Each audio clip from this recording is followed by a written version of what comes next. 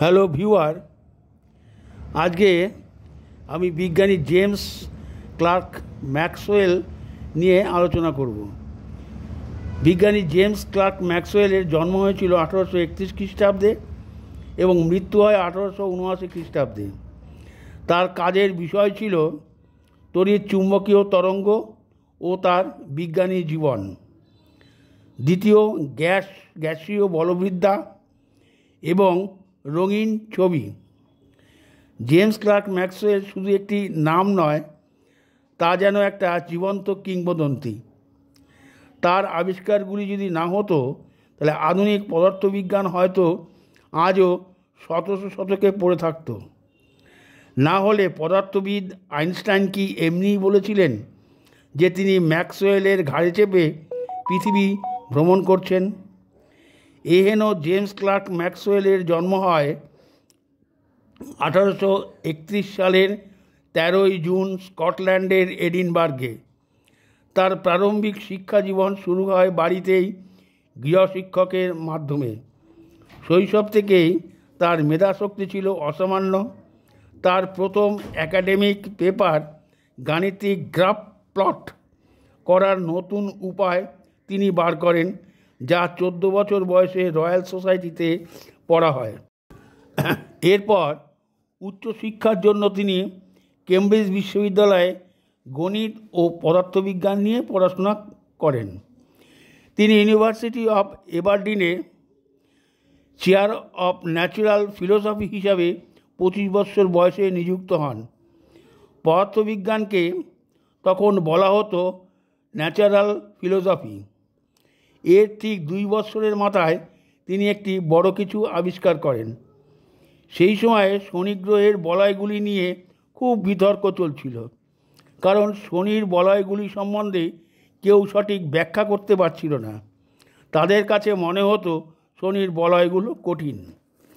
Maxwell মাধ্যাকর্ষণ সূত্রের সাহায্যে অঙ্ক কষে ব্যাখ্যা করেন যে শনির ওই বলয়গুলি গ্রহাণুর সম্মিলনে গঠিত এবং ওই গ্রহাণুগুলির শনির উপগ্রহ হিসাবে কাজ করছে।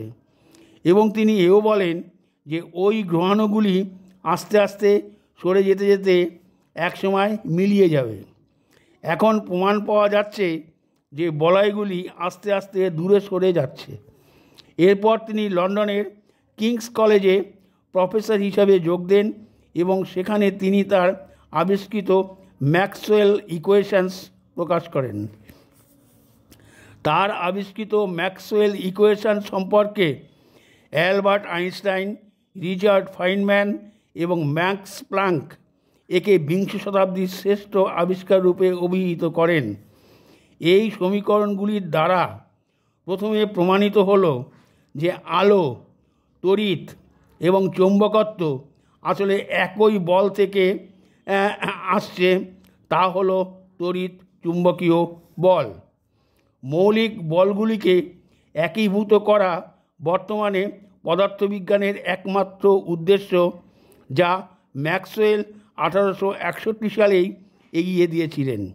আর এই জন্যই ম্যাক্সওয়েলের সমীকরণকে পদার্থবিজ্ঞানের আমূল পরিবর্তন বলে আজকে ধারণা করা হয়, যা আর কেউ করতে পারেনি।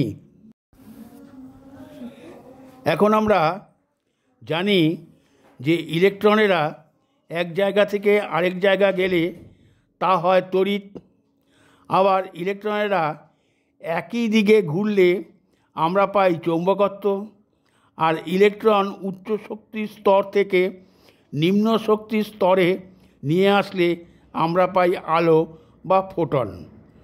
আসলে সব কিছুই একই বলের বিভিন্ন রূপ, তড়িৎ চুম্বকীয় বল, যার প্রকাশ ইলেকট্রনের মাধ্যমে।